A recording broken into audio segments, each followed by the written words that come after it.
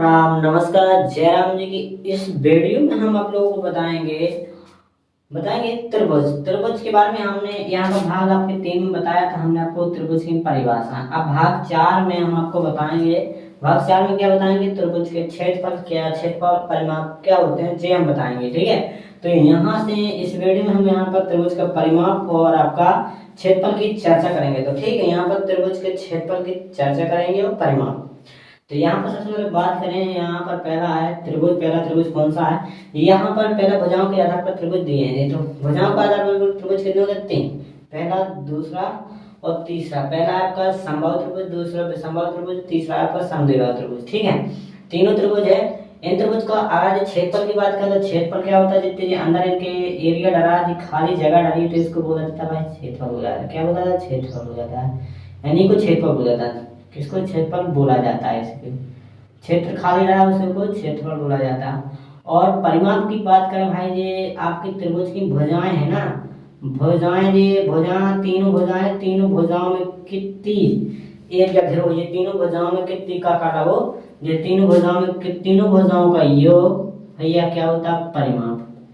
तीनों भुजाओं के जो पट्टी पट्टी है को बोला जाता है परिमाप। तो तीनों भुजाओं परिमाप निकालते, तीनों भुजाओं जोड़ कर परिमाप निकालते, परिमाप बनते हैं। ठीक है, समझे? तीनों भुजाओं का योग होता है परिमाप। अब यहाँ बात करें समबाहु त्रिभुज का परिमाप। तो यहाँ पर समबाहु त्रिभुज का हमने बात की, जितनी भुजाएं उनको योग कर दो, परिमाप निकल आएगा। तो तीन भुजाएं, 1 2 तीनों भुजाएं, तीनों भुजाओं को जोड़ 200 कितना निकाला है आपका? तीनों भुजाओं जो ए प्लस की करोगे तो यहाँ पर ए जुड़ जाएंगे तो कितने हो जाएगा? 3। तो इसका परिमाप बन जाएगा आपका 3a। ठीक है, परिमाप कितना बन जाएगा? परिमाप का सूत्र बन जाएगा 3a। आपको सेंटीमीटर लगाना तो लगा सकते, क्योंकि इसमें सेंटीमीटर लगा है तो लगा देंगे, तो ना लगाना हो तो दिक्कत नहीं है। आपको जब भुजाएं देंगी तो सेंटीमीटर मीटर को उसमें इकाई में देंगे। ठीक, यहाँ परिमाप का सूत्र लिख रहे हैं 3 लिखे। चलो भुजा के नाम पर 4 राशि में कन्वर्ट किए, माने हैं तो उस माने में दिया। अब समबाहु त्रिभुज का क्षेत्रफल, यहाँ पर हम बिल्कुल सिद्ध करके हमने आपको परिमाप तो बताया, तीनों भुजाओं का योग है, योग कर दो तो परिमाप। अब हम आपको समबाहु त्रिभुज का क्षेत्रफल कैसे निकाले वो अगले वीडियो में बताएंगे। सीधा यहाँ पर हम क्षेत्रफल का सूत्र लिख देंगे, 3 रूट के 3/4, रूट के 3/4 भुजा का हो जाएगा स्क्वायर, रूट के 3/4 ए स्क्वायर, भुजा स्क्वायर। एक मान यहाँ जहाँ एक आर भुजा है, जहाँ एक आर भुजा, जहाँ ए भुजा है, त्रिभुज की भुजा है, जहाँ ए त्रिभुज की भुजा है, तो जहाँ ए त्रिभुज की भुजा है, यहाँ पर भी देख सकते हैं जहाँ त्रिभुज की भुजा है। यहाँ पर चित्र बना दिख रहा है, त्रिभुज की भुजा है, ए इसका भुजा है, बी ए सब 3 एक तो ए भुजा है, समान भुजा है, जहाँ ए त्रिभुज की भुजा है। तो अब हम अगले में बढ़ते हैं समद्विबाहु त्रिभुज या विषमबाहु त्रिभुज का विषमबाहु दूसरा है। तो विषमबाहु त्रिभुज का परिमाप क्या होता है? विषमबाहु त्रिभुज बना लो एक है, आप यहाँ से ड्रॉ कर लो। क्या उसमें तीनों भुजा असमान रहती हैं? त्रिभुज समबाहु विषमबाहु त्रिभुज में एक ए मान लो, एक बी मान लो, एक सी मान लो। ठीक है, तीनों भुजाएं हमने आसमान मान ली, त्रिभुज को नाम देना तो ए दे लो, बी दे लो, सी दे दो। ठीक है, अब परिमाप हो जाएगा तीनों भुजाओं का, तीनों भुजाओं को जोड़ दो, ए प्लस के बी प्लस के, जो तुम्हारा परिमाप बन जाएगा। ठीक है, विषमबाहु त्रिभुज का क्षेत्रफल का सूत्र होता है आपका कैसा? जो हेरोन का सूत्र होता है वही विषमबाहु को कहलाता है, ए एस, एस माइनस के ए, एस माइनस के बी, एस माइनस के सी। और जहां इसमें लिख सकते हो, जहां एस तुम्हारा अर्ध परिमाप होता है, एस अर्ध परिमाप, अर्ध परिमाप, और ए भुजा ए तथा ए बी व सी तथा ए बी सी त्रिभुज की, तथा ए बी सी त्रिभुज, त्रिभुज की भुजाएं हैं। यहाँ पर आपको अगर ये तो विषमबाहु त्रिभुज का क्षेत्रफल ही होता है, इससे अपन जे आपका त्रिभुज का क्षेत्रफल होता है। ठीक है, जे आपको हेरोन ने इस सूत्र को दिया था। ठीक है, हेरोन ने इस सूत्र को दिया था विषमबाहु त्रिभुज में, और भाई सब 4 जो त्रिभुज है इसमें काम कर जाता है हेरोन सूत्र। ठीक है, आपके इनके इसी सूत्र में आप मान रख के इनके सूत्र बना सकते हैं। ठीक है, इनकी भुजाओं के मान रख दो, जो इसमें रखोगे तो इनका सूत्र निकल आता है इन लोगों का। जे आपका इसमें रखोगे मान इनके वजन के तो आपका जे निकल आएगा। ठीक है, अगर नहीं बनता तो हम आपको बताएंगे जरूर। ठीक है, तो इसमें हो गया। और समद्विबाहु त्रिभुज का परिमाप कितना होता है? समद्विबाहु त्रिभुज में दो भुजाएं समान होती हैं, ए प्लस की ए प्लस बी, तो सब भुजाएं जोड़ रहे हैं, जोड़ भुजाएं समान है जो है, ये भुजाएं जो है 2a हो जाए और प्लस में b लगेगा, 2a प्लस के b जो समबाहु त्रिभुज का परिमाप हो गया।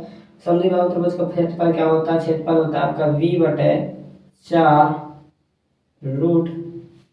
रूट के 4a² माइनस के b², ये आपका समद्विबाहु त्रिभुज का क्षेत्रफल होता है। इससे आप इसका क्षेत्रफल निकाल सकते हैं, सीधा डायरेक्ट सूत्र से मान रख दो b/4 में, तो आपका सीधा निकल आएगा समद्विबाहु त्रिभुज का क्षेत्रफल b/4 रूट 4a² माइनस के b²। जहाँ a b c का भुजाएं हैं, जहाँ a और b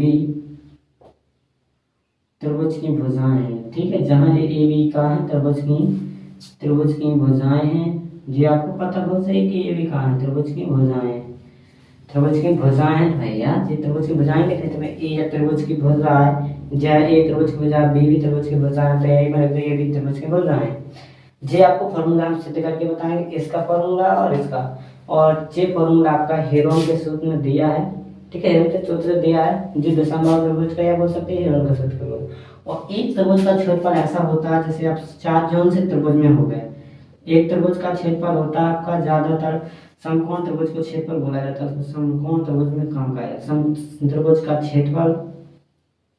क्षेत्रफल 1/2 आधार, सुना होगा तुमने, आधार गुणे ऊंचाई, ठीक है। जे आपका काम बहुत सारे त्रिभुज में किया जाता है, कब काम करता है, जब करता है जब आपकी ऊंचाई हो, जब आपको त्रिभुज की ऊंचाई पता हो तभी काम करेगा, जब आपको त्रिभुज की ऊंचाई पता हो, त्रिभुज की ऊंचाई पता है तो मैं तो तुम जो लगा सकत, नहीं तो भैया नहीं लगा सकत,